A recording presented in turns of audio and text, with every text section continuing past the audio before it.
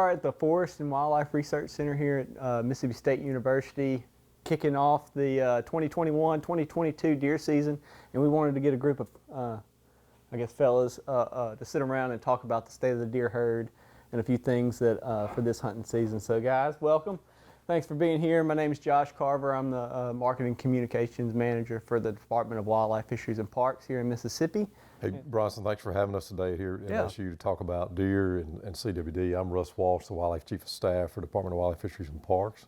I'm Bronson Strickland. I'm a professor here at Mississippi State and co-director of the MSU Deer Lab. Great. And I'm William McKinley. I'm the deer coordinator with the Mississippi Department of Wildlife, and I also add I'm a very avid deer hunter in the state of Mississippi. Yeah, and I believe a little bit of all of us are kind of, at least some point in our lives. I'm not as big of a deer hunter as maybe you three are, but I do like to chase a whitetail every once in a while, and we kind of wanted to get the three guys that are really involved in wildlife management, specifically with white-tailed deer here in Mississippi. So let's talk a little bit about the state of the deer herd in Mississippi. What are we looking at? Where have we been? Where have we come? The state of the deer herd at current it's pretty good overall. In fact, it's very good overall. We've seen a population that, if we go back in time, started several decades ago with just a few thousand individuals, as it had been brought down, and through a lot of efforts through MSU and MDWFP, those that came before Russ and I, they have built this deer herd up to where it is one of the best deer herds in the nation. And we've talked about that too. So the deer herd, I mean, you used to call seeing a deer like seeing a ghost back in the day. And so we partnered MDWFP and Mississippi State back in the day to bring that deer herd back. And so what are some things that Mississippi State and MDWFP have done in the past to partner on to improve the deer herd here? Well, we can start with the DMAP program, Bronson. Mm-hmm. It's virtually known all over the state, and even practically every state that has white-tailed deer has looked at it or copied it in some manner. The Deer Management Assistance Program, it began in Mississippi State as a pilot project over in Noxubee and Kemper counties. Mm-hmm. And, without the university and the agency working together, that never would have got off the ground. And now look at how much data we have from that after how many decades? 5 decades now? Yeah, at least. It was a great example, too, of research and the State Wildlife Agency, MDWFP, and the hunters. Yeah. Because we required hunters collecting those data. That information was used from MDWFP from a management perspective, and then us on the research side can learn from that. Is the deer herd trending up, trending down? Is it stable? So it was a win on all fronts. And how paradigms, how the outlook on things have changed, because I heard some of the older biologists talk about being at that meeting and leaving the car running because they were talking about recommending shooting a doe. Yeah. And they literally had to have some armed guards there with them at that meeting. How times have changed to a deer harvest that's now made up of more does than bucks for several years, and well, different outlook. That's exactly right. Deer management changes. It always does. It has to. Mm-hmm. Josh, I think it's easy for us to get in the conversations about deer management and CWD. Sometimes it's easy to get bogged down in the science, and kind of people listen to nerdy scientists talk. But folks like William and Bronson and myself and you. I mean, I grew up deer hunting, and they grew up deer hunting, and I can remember my dad talking about there not being many deer back when he was a younger man, and the fruits of the labor of the MSU Deer Lab and the partnership between Department of Wildlife, Fisheries, and Parks, and now we get to enjoy one of the largest deer herds in the country. But I think it's important to remember that, yes, we're biologists and scientists, but we were hunters first. Right. And I like to enjoy the resource just as much as anybody else. And so all the work that we do, again, sometimes it sounds like we're just talking head scientists, but I'm a hunter first and foremost. I was a hunter before I was a biologist. And I would say that's the vast majority of both institutions, the employees there, whether they are at Mississippi State or Department of Wildlife, the men and women that do the work to make sure that this hunting heritage, this hunting opportunity continues to thrive. And today we're wanting to dive in a little bit deeper on one topic that might, maybe take us a step back in wildlife management or the deer herd in Mississippi, and that's chronic wasting disease.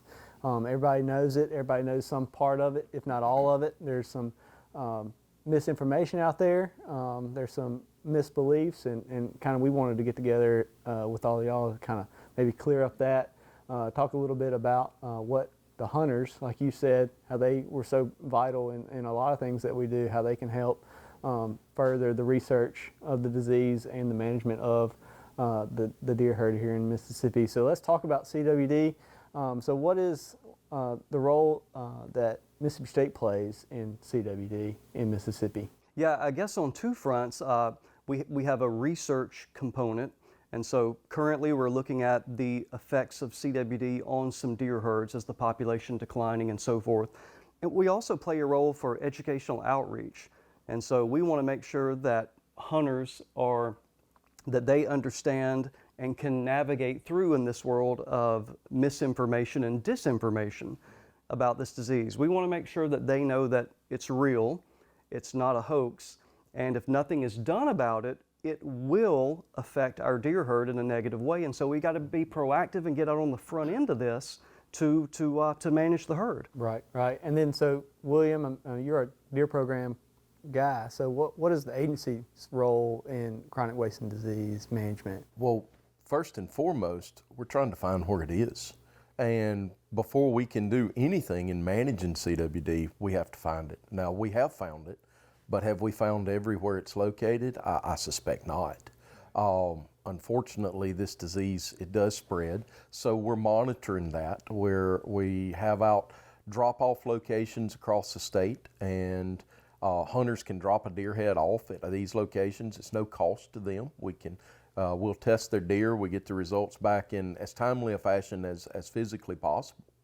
But we're watching this disease as it moves across the landscape, and we're implementing more regulations to try to manage the disease where it is.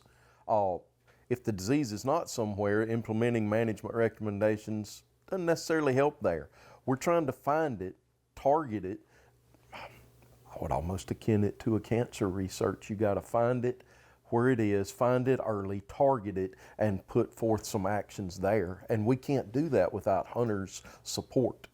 Right, and when we talk regulations, sometimes that can be more restrictive, but also there's some regulations that we're putting in place that kind of make things not necessarily easier, but offer some more opportunity for hunters throughout the year. And Russ, tell us a little bit about that, because we did make a change for this hunting season that's different from the past few seasons that we've had after finding CWD, right? Yeah, I think it's really easy at times to feel like that CWD is, this big bad thumb that's coming down. There's always going to be there's regulations in place, but if you really look at it, CWD from an opportunity standpoint for hunters has been a great thing.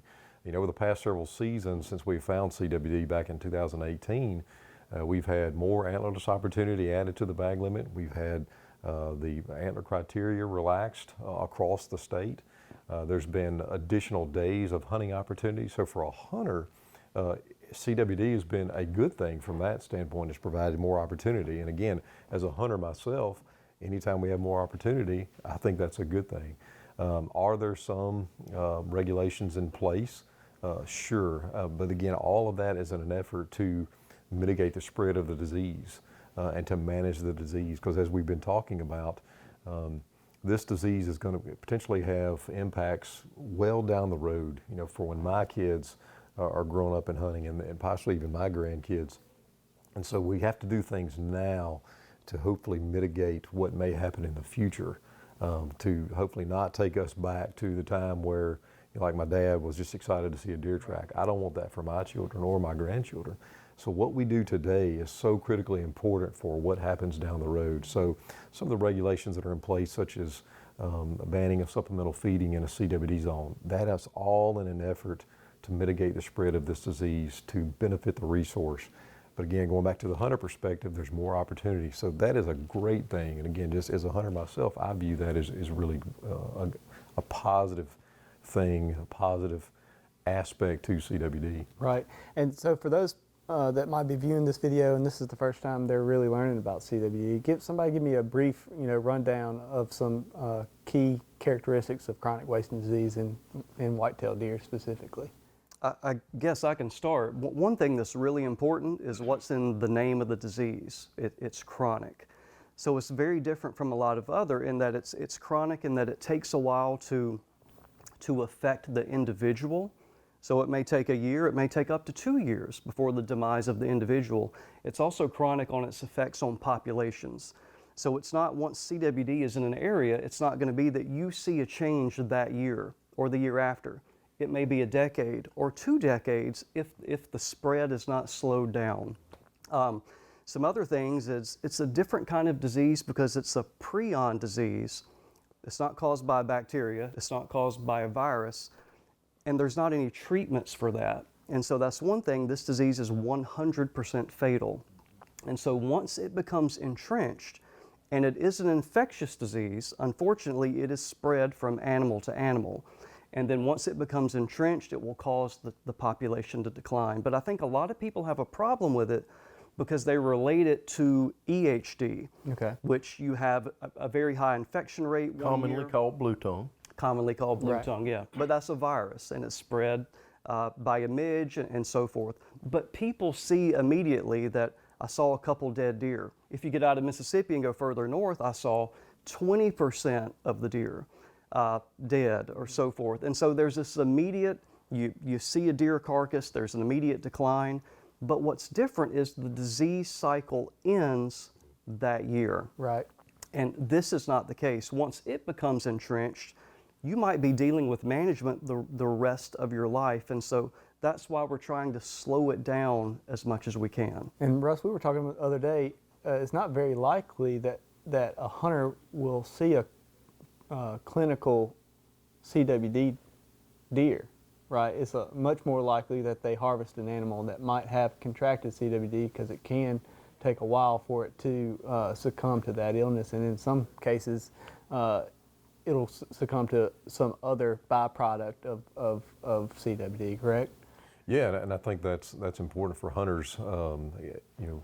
A lot of the information that's been out there about CWD over the years has kind of been dubbed the zombie disease, and people are expecting to see these zombie deer walking around. And that's really not the case because deer may be carrying the prions for, like Bronson said, 18 to 24 months, and then the clinical onset may be rapid, and that deer may only show clinical signs for a very brief time. And so you've got to be right there, to see that deer in the last few weeks of its life or last few months of its life to see those clinical signs, be manifested.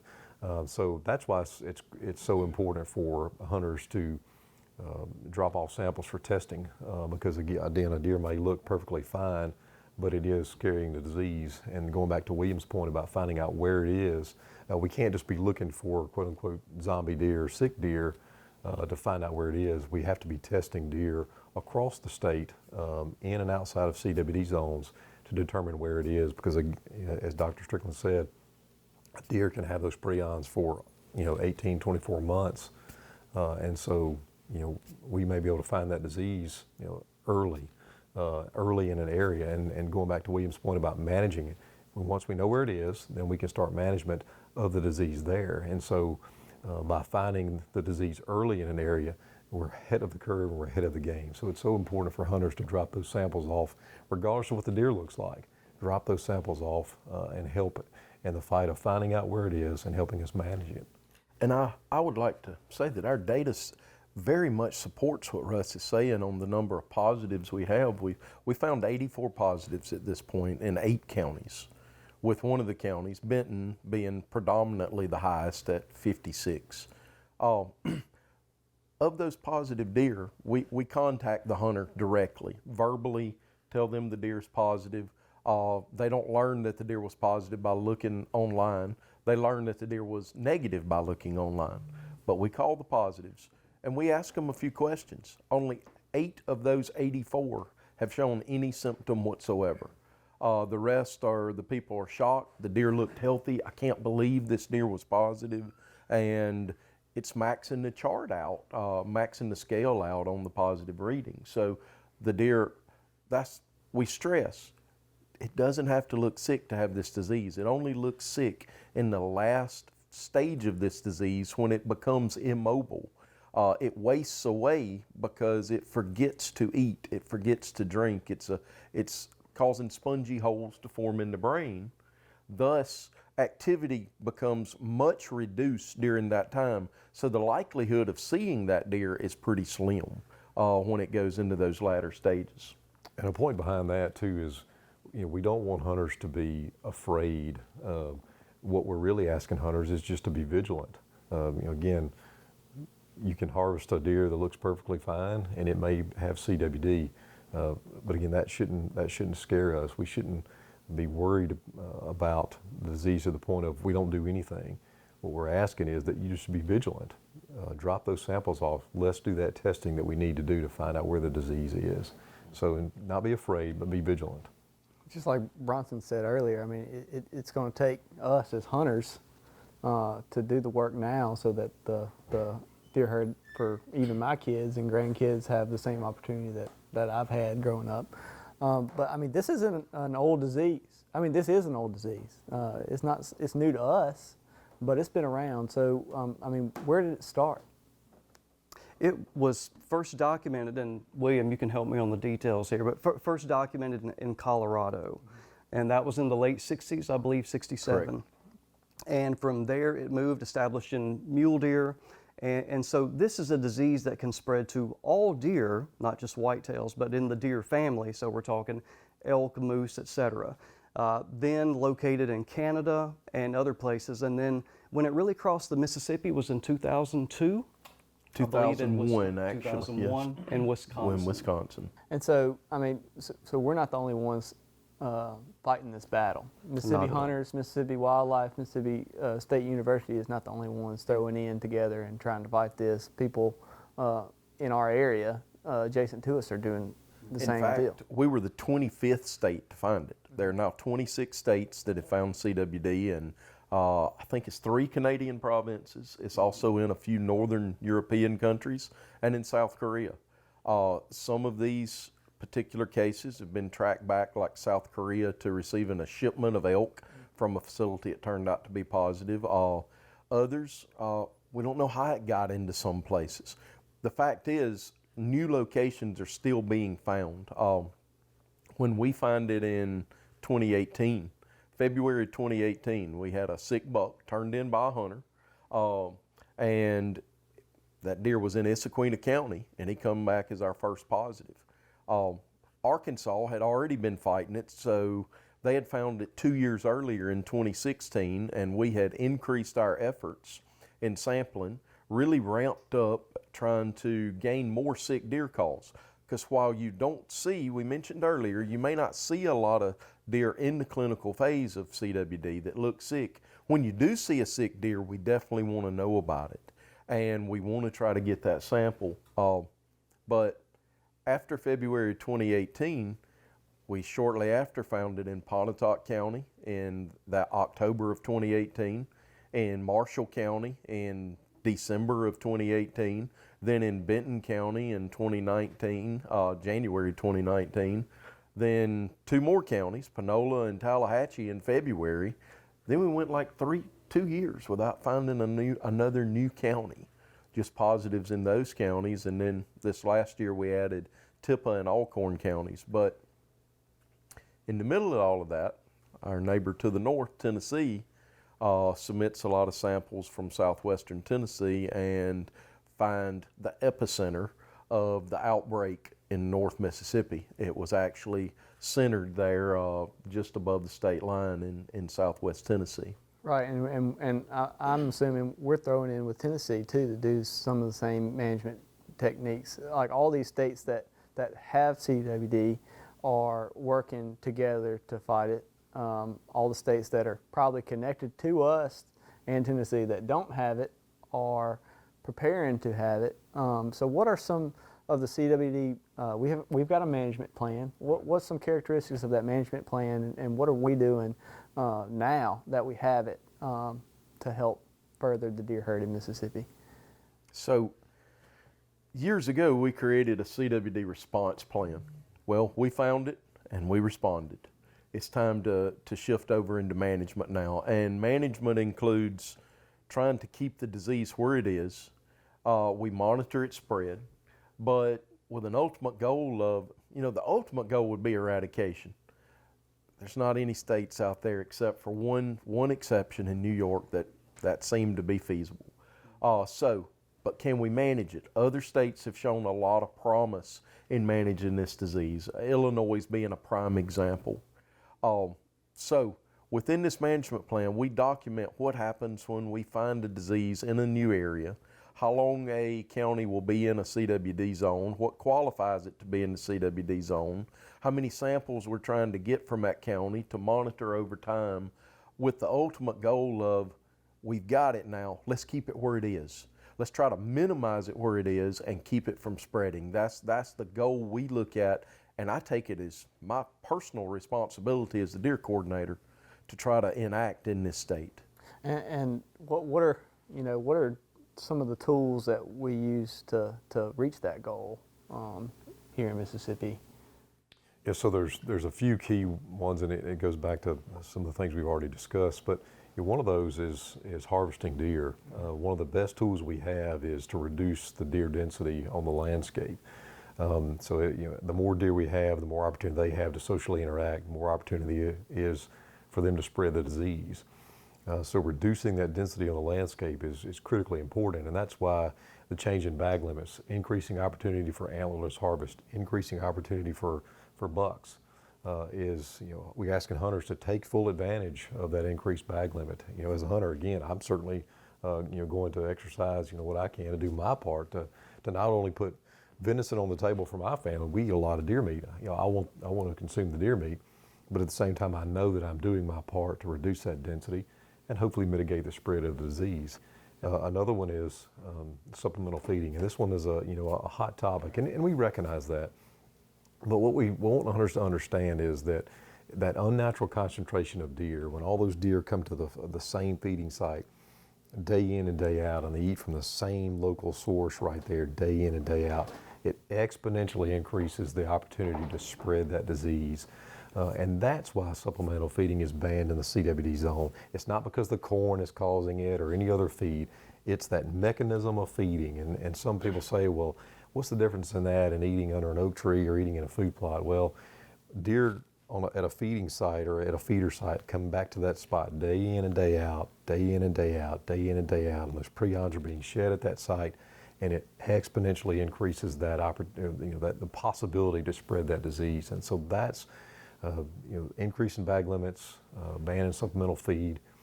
The other regulation is the transportation of carcasses outside of a CWD zone or from another state. And so moving those carcasses around from outside of a zone, we certainly want to be transporting prions across the landscape. So there are certain portions of carcasses that can't be moved out of a zone or can't be brought in from other states. Again, that's in an effort to try to mitigate the spread of the prions on the landscape. One regulation change for this year, which we view as a great thing for hunters, is being able to bring a deer head if you want to get it mounted. So let's say you kill a deer in Benton County and you want to take that to your taxidermist in Hinds County, Mississippi. Now you can do that. So with the regulation changes this year, I killed a deer in Marshall County. I want to take it to Hinds County. I pick up the phone. I call my participating taxidermist, tell him I want to bring my deer head to him. I'm bringing it out of a CWD zone. He gives me my CWD sample card number from the taxidermist, and I'm on my way to him. And so I can bring that head out of the zone. At the same time, that sample is going to be submitted for testing. It's a win-win for the hunter. It's a win-win for the taxidermist. It's a win-win for us because we get those samples. No movement of certain portions of the carcasses, the ban on supplemental feeding, and the increase in bag limits are kind of the three primary management tools, if you will, that we're using for CWD. Right. And then up until recently, a lot of people thought, like, my deer on my back 40 or my deer on my back 40. They're the ones that are there. They have babies, drop some fawns. Those fawns are going to grow up on that back 40 and everything. But we partnered with MSU recently to do some deer collaring and tracking, and that's not the case, is it? I mean, tell a little bit about what we found in that study that we did. Yeah, well, what we found is not unique. So this is not information specific to Mississippi. This is specific to a white-tailed deer. Is that about 70% of yearling bucks are going to disperse, meaning they're going to move away from the home range that their mother established. And the distance that they can move away, it may be a mile, it may end up being 10 miles, but that is always going to occur. So we always have that phenomenon going on. And then we have just movements that before the advent of GPS collars, we didn't know were occurring. So we literally have some bucks that are spending half of their year in one spot over about 1,000 acres, and they may pick up 6 months later and move 10, 15 miles away and spend the other half of the year. So we have all this interaction of deer moving around on the landscape, which is again potentially part of the spread, and there's not a lot we can do about it. But that's just the natural history of a white-tailed deer. Yeah. So here's a great example of the partnership between MSU and MDWFP, or the research arm and the management arm. So what Bronson is saying there is, yearling bucks dispersing on the landscape. 70% of the bucks going somewhere else, dispersing on the landscape. So by the research, finding out that information and then bringing it to the management agency, now we've enacted the regulations where yearling bucks can be harvested, and you basically get your buck of choice in the bag limit, which could be a 1.5-year old buck. And the reason of that is because we seeded the yearling bucks to the dispersers. They may take the diseases somewhere else. And so we may need to be harvesting those yearling bucks to try to mitigate the spread. So it's a great example of the research and the management blending together and being a unified front of this disease. I mean, what a great opportunity for hunters with the antlerless criteria for the buck of choice this season. I mean, for a young hunter or a new hunter, if you're a landowner and you're managing that property and you've got that one deer on your deer cam that you've been wanting to kill, you don't want anybody else taking that buck out. But I mean, what were y'all's first deer? William? A little 6-point about yay big, a tiny little guy, 20 gauge buckshot. We talked, again, going back to earlier, it's easy to focus on the negative of this disease, but there are some positives, and like we was talking, killing the young 6-point. My first deer was a spike, and I was just excited about that spike as any other deer. My son's first deer was a doe. I was just excited about that doe as anything else. So in some ways, I think CWD's taking us back to our roots, and the buck of choice and being able to harvest a yearling buck. A lot of us, probably all of us, killed a yearling buck. It was our first buck, our first few bucks.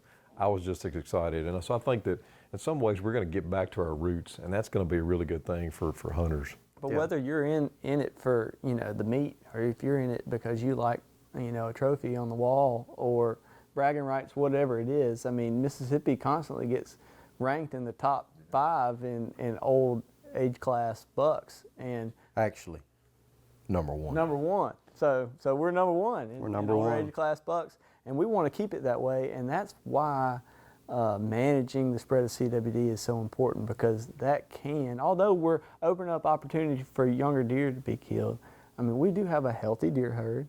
It's growing every year, but we still need to manage it. And why is management so important? Josh, I guess I would address something. William said a moment ago that there's been one state that appears, at this point to have eradicated the disease after finding it. And the reason for that was because they found it early. There were very few individuals on that landscape that had the disease, and so they were able to do exactly what these guys are recommending, is find out where it is, manage it locally, and then that eliminated this whole statewide issue.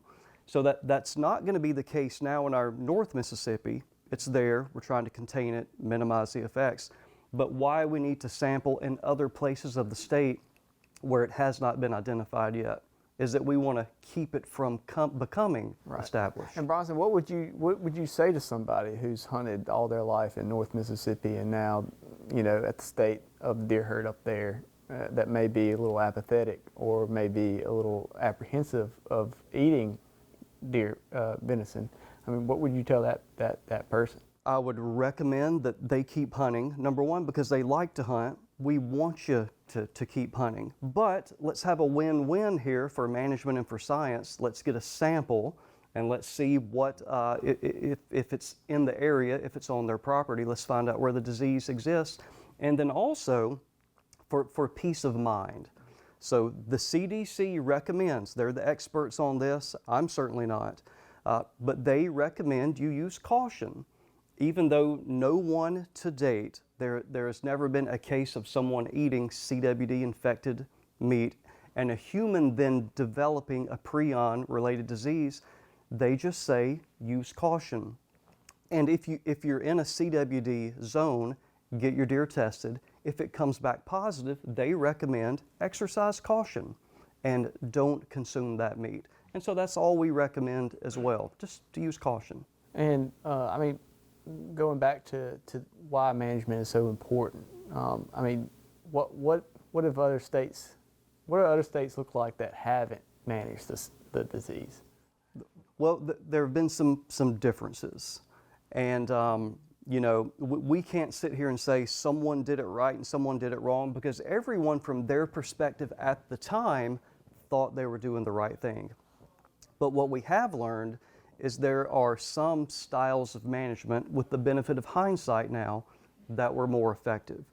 And states that were more proactive about finding where the disease is at, managing it as best they could with hunter harvest, again, encouraging hunters to harvest and to sample.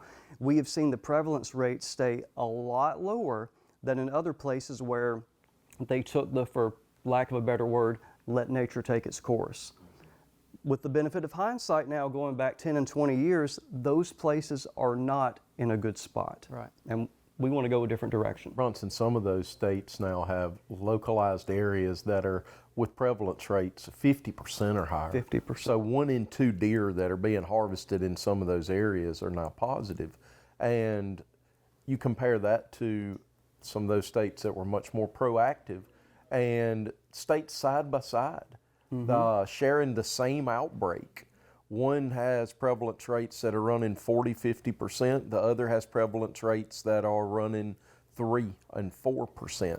So then you've got the hunters in those two states making a choice now. Do I want to go hunt where half the deer that I harvest are going to be positive? Or do I want to go hunt where there's a 2 in 100 chance that I'm going to harvest a positive deer? So it really weighs long term. This disease it's a lot we don't know about it, but we do know that long term it continues to increase, it continues to spread, it gets more prevalent in the deer herd, and if left alone, it will start shortening the lifespan of our deer. So we hear the word decimate population sometimes. I read that in the literature on CWD. You know, we still don't know if it'll do that, and it's been in some places now for 40 and 50 years. Right. What it is showing is that very few bucks in those areas where it gets endemic are living past 3 years old. Josh, you mentioned a lot of hunters want to go out and try to harvest an older age class animal, and I've been trying to help hunters with that my whole career. Well, what if something steps in to almost prevent their ability to do that, like CWD? Don't you want to keep that out? And if we could find it and keep it at 1% very early, then we can still manage that deer herd.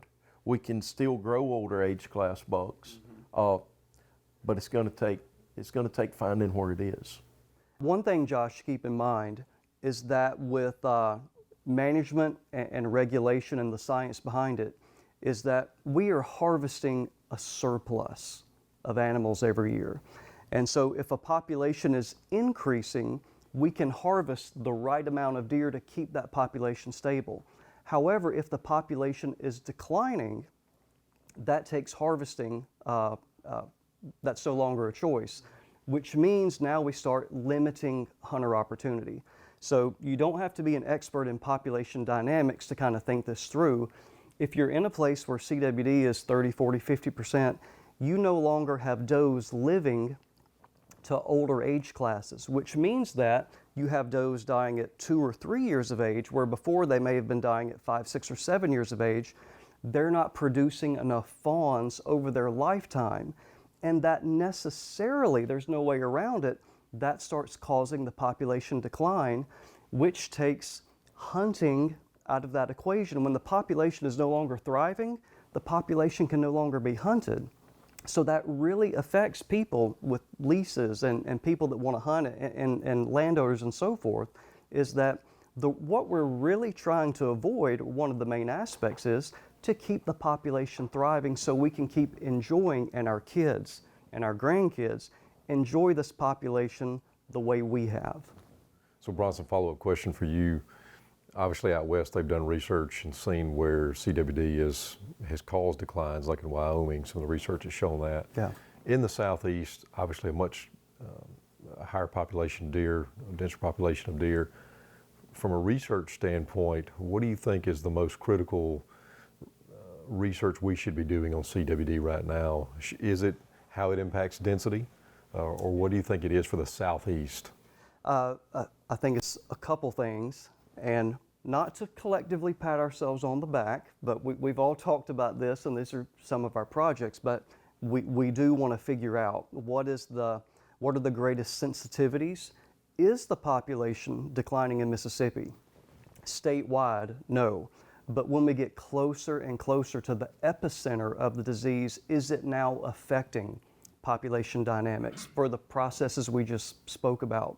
We're also trying to figure out what are other mechanisms of spread. So we have to learn, how is CWD passed on from deer to deer, and some of that can be at feeding sites, something that can be managed and reduced. But what are the more natural ways that the disease is spread? And might that lead us to ways that we can hopefully manage that situation as well? Let's take that to actual data, Bronson, within that research project.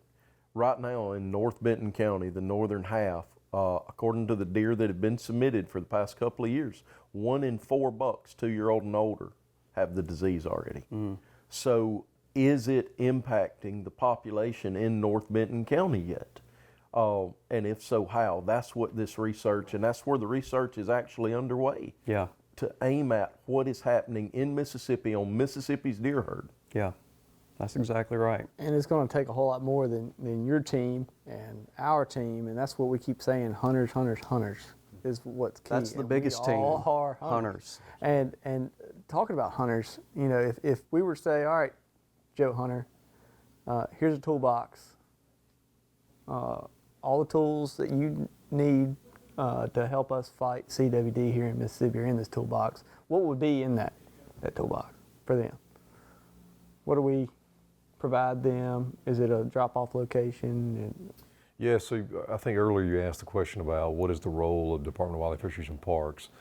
You know, if you go back to the founding of the agency back in the early 30s, we were founded to manage the public trust, and the public trust is all wildlife species, but in this particular case we're talking about white-tailed deer. We are the gatekeepers. The Department of Wildlife are the gatekeepers for all natural resources in the state, but again in this case we're talking about white-tailed deer. And so we have a staff of men and women that are passionate about managing the resource and certainly about managing CWD, and they work tirelessly day in and day out and have since certainly since 2018 to do our part to monitor this disease and manage it. And so every year we try to do more and more and more to provide those tools to the hunters. So for this upcoming season, we're going to have 51 drop-off sites around the state. So those freezers are there 24 hours a day, 7 days a week for you to come by and drop samples off. It's very quick and easy. Again, that's to give you that peace of mind like Bronson was talking about, whether your deer's positive or not. It gives us data to find out where that disease is. And so it's a win-win for all of us. It's a quick and easy process. You come by and just drop that head off. Other tools, again, are again, increasing bag limits. There's a whole new North Central Deer Management Unit this year with increased bag limits. So there's more opportunity for hunters to harvest deer. And again, reducing that deer density is a critical step in this. But it takes hunters doing that. It takes hunters being hunters, continue to harvest those deer. Again, the taxidermist process, being able to go to a taxidermist of choice, we feel like it's a win-win for hunters.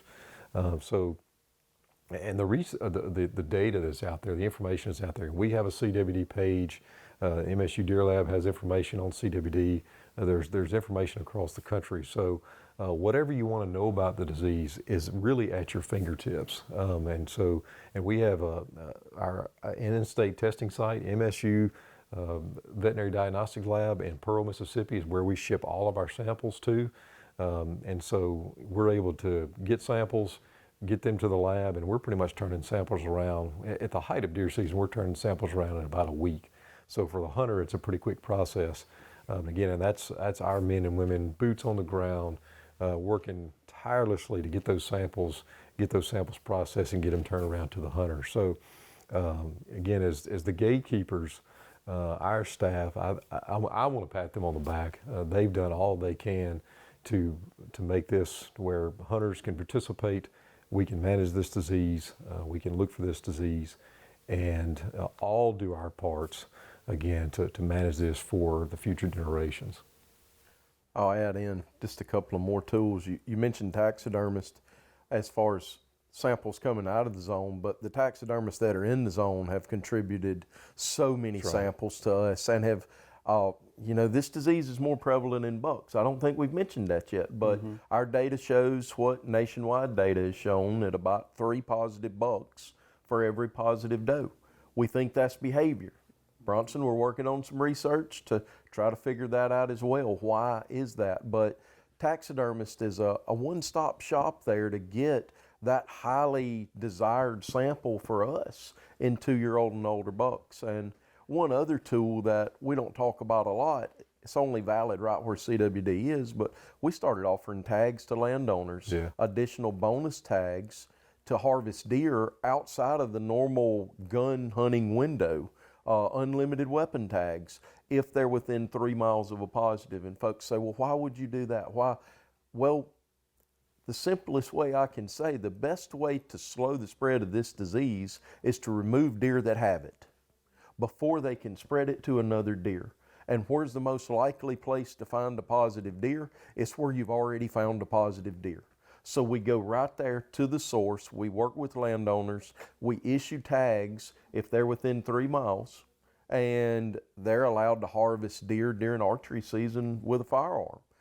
They're allowed to harvest more than the daily and annual bag limit, so that we're reducing the density just right where the disease is in an effort to control it, using our hunters to help manage this disease. Without them, we can't manage this disease. And the tags showed last year to be very effective. 9 of our positives from last year were harvested using those tags. A solid third of our positives were harvested with those tags. So, and getting those deer out early, if we can get them out in October, before bachelor groups break up, before they start those movements that Bronson talked about, that's even better because it's reducing that spread further. So, I mean, we hear all the stories, we see all the posts that contradict a message that a lot of states, a lot of individuals, a lot of organizations are trying to share about CWD, but we still get the constant, CWD is a hoax. And why is it not a hoax? Well, I guess I would start with, I think a lot of people think it's a hoax because they don't want to believe it. It's really, really bad news. It affects our behavior in the short term with a long-term response. That's never met well. I want you to change your behavior now for consequences you're going to see a decade later. So a lot of people just don't want to believe it because they don't want to change their behavior. It is real, and so we can even look at take deer out of the equation. That would be like saying that mad cow disease is not real. It's the exact same disease, just with another species, cervids, deer versus bovine. It even occurs in humans. Humans have a prion disease called Creutzfeldt-Jakob disease. This has been studied for decades and decades and decades, and it's a very, very difficult nut to crack because globally, because humans are involved, and cows and livestock, this is something researchers have been working on literally for decades, and it's a very, very complicated disease. So We are also seeing it. This isn't just a Mississippi thing, but like we said a moment ago, this has been going on now in 26 states. People are collectively working on this. So if all that evidence would not persuade you that it's a real thing, William, I don't think we can help you. I don't know that we can. You know, you mentioned 26 other states. There are research projects now underway. We're participating in them, by the way, through headed up by Cornell University. It involves most of the positive states. They're looking at methods of combating this disease, methods of detecting it earlier. We had a seminar on that just this week, another update on it. There's another research project housed out of Michigan State. We're participating in that one as well. They're finding out that different genotypes of deer, there's pretty well accepted as 3 genotypes of deer. 2 of those tend to be more susceptible than the other type. And so we're participating in mapping the genotype of deer across Mississippi to see which way it's more likely to spread faster. So much disease out there. Prion Institutes set up in Minnesota and Colorado and Ohio that are specifically focused on this and human prion diseases as well. And so there's so much out there. This disease, it carries so much we don't know. Prion diseases, they're not bacteria, they're not virus, they're not even alive.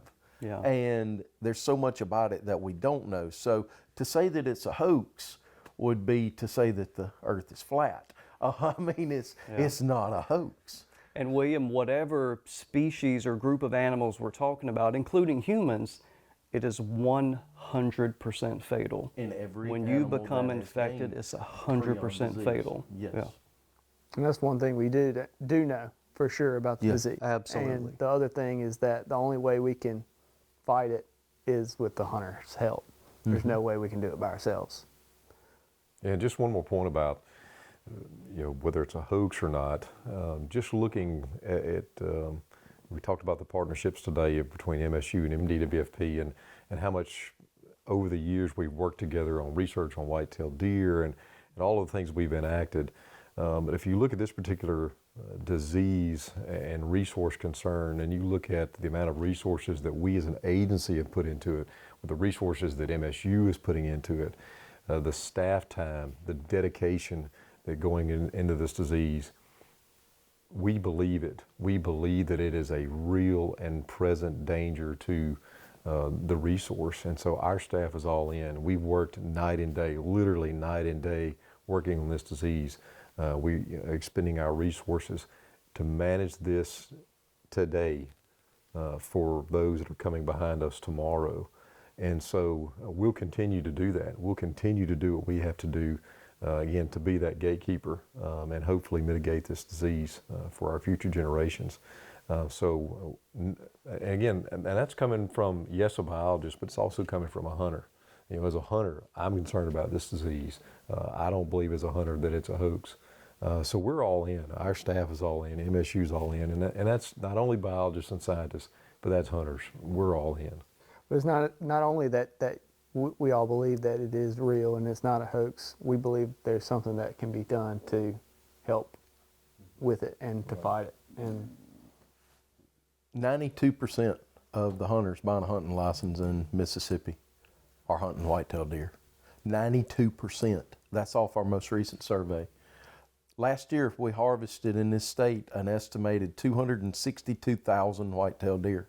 You translate that to venison that's going on the tables across this state, and we're looking at well over 7 million pounds of venison that is landing on people's plates. You're talking about hunters who are, as a general rule, are a very generous lot. They harvest deer and they feel a need, an innate need to give some of that venison away and share it. So people that are on fixed incomes, people that are, the true definition of needy, are receiving venison out there. And I say this because deer is so important, not just as a recreation, not just as providing jobs for the Department of Wildlife or all the other jobs that it creates, but they're ingrained in our culture right now that take it away. And you don't just look at hunters that decide not to go hunting. It's a huge impact that trickles down through the economy. It is our duty to fight this disease tooth and nail and try to keep it where it is. I mean, I can't even imagine not having a piece of deer sausage in the morning, especially during hunting season. Yeah, I got 2 growing boys at home. Deer meat's a big part of what we do, so absolutely. I had venison for supper last night. You probably all your meals have some element of venison in it. Probably Not all, just about 80%. Pretty close, just about 80. Occasionally we have a chicken. Well, gentlemen, if y'all had some key takeaways for anybody that watched this video, what would they be? I would start with number 1, it's real. Number 2, you're going to be in a much better situation down the road, 5 years, 10 years, etc., if you are proactive about this. Yeah, there's going to be some short-term things that make you change your behavior, and it may not be something you want to do, but if you could just fast forward 10 years from now, don't look back and think, man, I wish I'd have done something. Yeah. Now is the time to act on it so you have no regrets when your kids want to start hunting and they no longer have a thriving deer herd that can be hunted. So act now. And everything you just said cannot be done without hunter That's right. support. Absolutely. We are completely dependent on the hunters that hunt whitetail deer in this state to help us provide the samples and to obey the rules and best management practices that are put forth to try to mitigate the damage that this disease has the potential to cause. Hunters have to continue to be hunters, and I think for all 3 of us sitting here, 4 of us sitting here, yes, we're scientists, yes, we're biologists, and yes, we're going to attack it from that standpoint, but as a hunter, it's not going to stop me. I'm going to continue hunting. I'm going to continue to take my kids hunting. We're going to continue to harvest deer, and that's what I implore other people to do. Continue doing what you've always done. Go out there, be a hunter, harvest deer. Don't let this disease stop that. Just utilize it to our advantage. Russ, I want to thank you and your team. Y'all have been working tirelessly, literally, for the past 3 years on this issue. And me as a hunter, I appreciate that. So thanks for all the work you've put in. Gentlemen, I appreciate the time. Bronson, thank you for having us here You bet. in Mississippi State. We always love sitting down and chatting. Russ, thank you for the work that you do, William, you, as well as all the staff that work for the department at MDWFP. Guys, gals, if you're a hunter, if you're interested in being a hunter, if you enjoy a good piece of deer sausage like all of us, do your part. This is something that we can all do together. If you need more information, you can find all of that at mdwfp.com/CWD. Give us a call. Anybody would be glad to discuss it with you and give you some more information. So with all that, we hope y'all have a safe, fun, and successful hunting season, and we'll see you outdoors. And Bronson, it's always good to bring a rebel to dog. Oh, all right.